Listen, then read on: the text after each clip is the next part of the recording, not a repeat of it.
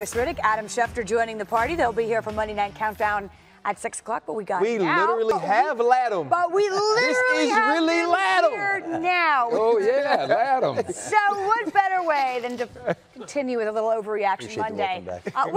We'll go back to the Cowboys, and I'll say this. The Cowboys, the players, the team, the record cannot save Jason Garrett's job. Lewis, you're with us now. Is this an overreaction? Nope. Nope. Not an overreaction. I think this is a situation where, look, you have a lot of data points here with the Dallas Cowboys that point to it not necessarily being a talent deficiency, but at some point in time within the course of 3 hours of a game, it's a scheme, strategy, tactic kind of deficiency that they're suffering from. You saw it. Look, go back to the Jets game. Do you remember the Jets game? Do you remember Dak Prescott in a crucial situation in the red zone, running a speed option to the boundary with no Tyron Smith? Like, where you're sitting there going, why are you putting the ball in Dak Prescott's hand in a third, fourth, and short situation when you have Ezekiel Elliott? Why? Who makes that decision? Jerry Jones isn't making that decision. Jason Garrett's making that decision, or he's allowing that decision to be made. So when you have your Hall of Fame quarterback, and Mort, I heard you speaking about this, pointing out the fact that it's a coaching issue, who is good friends with Jason Garrett, and the owner is listening to, there's only one way to point that arrow as far as why we're underperforming here. And it's going to point to coaching. Right or wrong, it's going to point that way. So I think anything short of a Super Bowl win, how do you not change? How do you not go in a different direction? And that's why I'm saying it's an overreaction, because if they win the Super Bowl, well, that's a big they win. win the Super Bowl. But if they do, but Jason would be a free agent. But if I hit the lotto, and how many times? Listen, I don't like Jason Garrett's chances of surviving here, but how many times have we talked about him being on the hot seat? How many times have we talked about him being let go after the season? And how many times has he come back? And they've gone on a playoff run. Not many, but they did it that 1 year where they almost went. Do that again. Remember that one time when there was the one time where Dez Bryant almost got the ball in, but they said he didn't catch it. To Jared Cook along the sideline. Has he ever gone into a year without a contract? One time, right? Yes. And survived. it can happen. I think the other part of it is this. I understand what Lewis is saying is that it takes a Super Bowl in order for Jason Garrett to come back, and he doesn't believe that this team being coached the way it is can actually win that Super Bowl. And I think that could be true, but when you look at this team and the talent that it has, and you think to yourself, if we can get it hitting on all cylinders, we have an opportunity. But then when you start to look at the NFC and you look at some of these teams that are coached by some of these other head coaches, that's the part that makes me scared. I believe it can be saved, but can Jason Garrett do his part in that? And you know what? I don't necessarily believe also, Ryan, that this team has the DNA to really, in the big moments, outside of coaching, to rise up and really match the intensity of some of the other better teams in the NFC. See, I think regardless of whether, like right now, San Francisco is being coached by Kyle Shanahan or not, I think they have guys on that roster that I just think in here they're different. Play a different way, a different style, regardless of what the coaches tell them to do. And I think with Dallas, they've shown too many times. Remember in the playoffs last year, they go out to L.A., and the Rams absolutely maul them. Maul them. What happened when they played in Green Bay this year in Dallas? Mauled them in the run game. So there's just ways where you sit there and you go, now that's not coaching. So I just don't see how they're going to run. You know what I mean? You look at this team and you look at the history of the Dallas Cowboys and being America's team. They've been America's team the last 2 decades, and they've been an average team. And so, I just believe Jerry's making money still. Right. I believe that when you're a part of this organization, because remember how excited everybody was this offseason, and this team had really done nothing. And I believe you can kind of start to believe those things and play that way. Well, the Cowboys are 83-64 under Jason Garrett. That's okay, but they've yet to make it past the divisional playoff round, and that is certainly not what Jerry Jones had in mind. That's not the roster he believes he's building anyway. Overreaction Monday continues with this. The Eagles made a mistake extending Carson Wentz. There's been some struggles, but is that an overreaction? Well, we're coming off a game that was really ugly, in a game that they certainly needed to win, or felt like they needed to win. But guess what? They're still in the NFC East race. But the thing about it is, Brandon Brooks is an all-pro, Pro Bowl guard, right guard. He played 12 plays yesterday, then had a panic attack that he talked about on Twitter.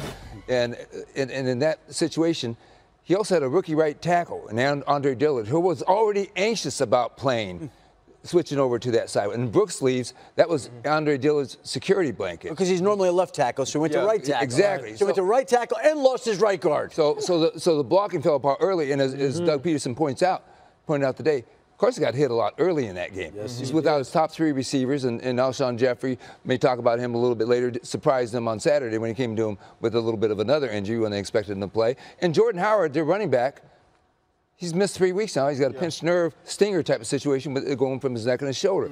So, I mean, are you going to put that all on Carson Wentz? I'm not going to say he didn't play badly, but Lou, you thought Carson Wentz would be the MVP coming into the season. Well, hold on. And I'm saying, because that's the kind of talent he is. So, no, they didn't make a mistake. He doesn't have the cast right now. Now, are there things he needs to work on and improve? Yes.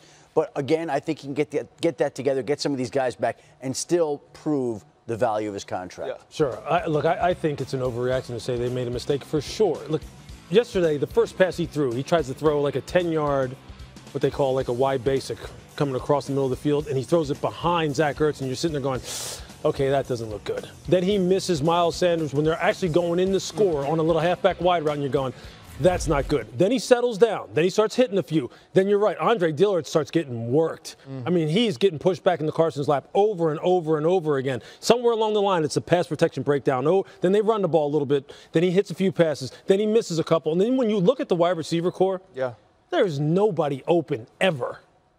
Ever. He's throwing in the tight windows every single time. Ever since Deshaun got hurt, it's just trending this way. Yeah, I believe it's an overreaction, too. And I was with Lewis on what I think that Carson Wentz can be. And I think when you look at this team, he's kind of facing insurmountable odds. When you lose the type of players he's lost on the outside, and one of the reasons we said he would be good this year because you felt like he had 2 number ones, a guy in Deshaun Jackson who could take the top off of the defense, and you also had a guy who was a possession receiver in Alshon Jeffrey, and you add them with Zach Ertz. Well, you don't have that cast of characters. You don't have the type of protection he needs up front. And so he's going to get a lot of the blame because we've seen Nick Foles the last 2 years make playoff runs with this team. But when you give Carson Wentz protection, when you give him the right guys outside, watch this guy play. And I think going forward in the future, we'll see that this deal was more than worth it. You know what's interesting about this team? They very much so, I believe, mirror New England in terms of defenses playing real good. They have a better running game than New England. They have an offense that's just devoid of speed and perimeter explosiveness. But New England's got a quarterback and a coach who just finds a way to overcome it, and Carson can't. And that's why now people are sitting there, booing him and chanting, calling for Nick Foles and all kinds of stuff. And he deserves it because he's being paid like someone who's supposed to live somewhere else. He does not deserve for them to be calling for Nick Foles because if you watch the Colts game and the Tennessee Titans game, you don't want that dude would get killed on this team. Look, a lot of people would. Yeah, Doug Peterson made all of those points, by the way, today in defending Carson Wentz, saying, look what happened to Aaron Rodgers when they were in his He absolutely should have. Carson had 4 turnovers yesterday. We understand that. And he's got to clean some of those things up in the pocket. He said that for sure. Wentz is now 3-8 against teams that entered with a winning record over the last 2 seasons. Let's talk about the Raiders for just a minute, shall we? Derek Carr was benched. John Gruden opined on sinking ships, and that about sums up their Sunday afternoon after they were embarrassed by the Jets 34-3. Oakland drops to 6-5, and it opens the door for more questions about the quarterback. Here's the head coach. It is a sinking feeling. You ever been on a boat that's sinking? It's not happy. It's not pleasant. But it's adversity. It's football. You got to respond to adversity. And we didn't do a good enough job as coaches rallying our troops today. And like I said, I'm not going to say much more. I'm emotional about it. I'm really anxious to get on to the next game and apologize to Raider fans that came out today. It wasn't good enough. All right, since he's talking about ships, is the ship sinking, Mort, in Oakland? It's not sinking. Now, they play at Kansas City next week, but they played a lot of their games on the road. When their last stretch, their last 4 games, all very winnable games, 3 of them at home. So I say it hasn't sunk yet. No. Yeah, I think it's an overreaction, too, although I will say this. We talked on Countdown about this very thing. About this is the kind of game Oakland usually loses. This is the kind of game Oakland usually sits there and goes, we're going to revert back to our old ways. And they did. And they can't do it. Guess what? And what happened? We're sitting there watching it, and I'm going, are you kidding me?